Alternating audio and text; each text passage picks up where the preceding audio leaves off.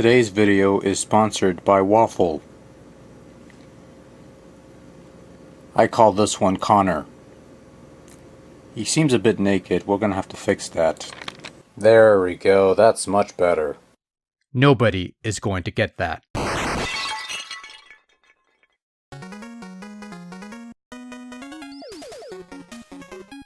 Released in 1993 courtesy of Hummer Team, world-renowned developer of aftermarket curiosities such as Samari the Plumber, Space Shuttle Exploration, and The Egg, Kart Fighter is an alternate reality where the cast of Super Mario Kart would compete in a tournament to see who was the best, not at racing go-karts, but rather in the ancient art of beating the ever-loving mushrooms out of each other.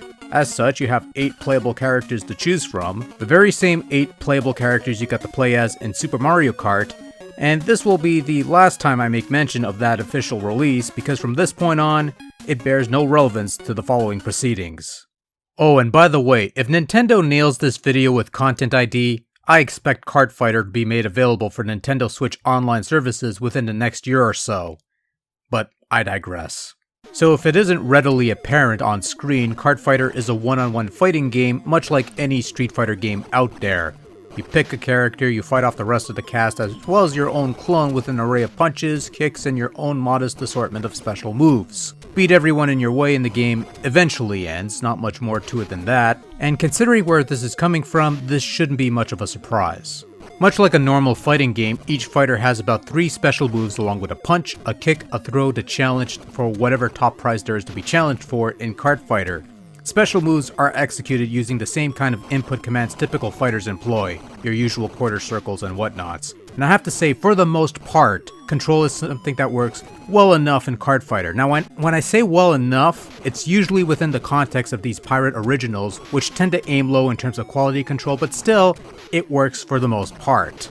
Now with that having been said, control isn't quite perfect, because while the brothers Mari might have the same moveset, the inputs aren't quite the same, because while I could pull off this flying uppercut and kick with Mari, the only move command that seems to work with Luigi is his Mamaduken, and that's rather unfortunate. Speaking of fireballs, for some reason you can't spam fireballs in this game. You could execute a fireball once in a while, but not all the time. I guess you could attribute that as a smart move to reduce fireball spamming, but considering the somewhat questionable hit detection and the aforementioned missing commands for Luigi, I don't know if you can write that off as intentional, but who really knows. Even with that quibble, however, Kart Fighter is perhaps one of the more playable bootleg fighting games I've come across on the family computer, almost to the point where a little more care and polish would have made it acceptable fare for an official Nintendo seal of quality, as opposed to the more modern day official Nintendo seal where quality is about as open-ended as an Atari box.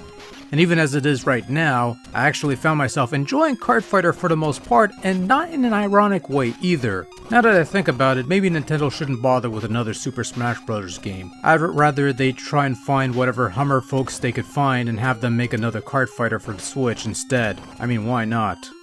Kart Fighter's graphics are a mixed bag of sorts, and a large part of that mixed baggery has to do with the tremendous amounts of sprite flicker that is constant and annoying. Suffice it to say, if you ever needed a reason why the fighting game genre didn't become a big deal during the twilight years of the NES, then there you go. Setting that piece of business aside, the sprites look halfway decent for the most part, the backgrounds are simple yet colorful by NES standards, and the title screen is a nice little recreation of that other game with the go-karts and stuff.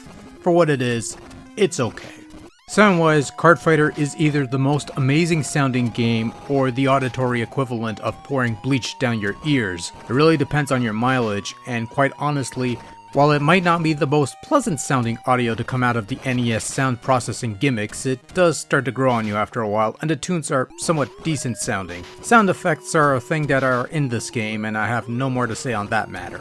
Overall, Kart Fighter is an admirable effort and quite honestly one of the better fighting games to grace the NES in either a bootleg or official capacity. Now whether you want to call it high praise or a backhanded compliment, I leave that entirely up to you. But Kart Fighter, while it might have some quibbles that you come to expect from the land of pirate originals, is a fairly enjoyable little game that works well enough to be fun for a lark, and if nothing else, is a thing that happens to exist and you just roll with it. All in all, Kart Fighter is probably worth checking out at least once in your lifetime if you're into oddball gaming bits and other odds and ends.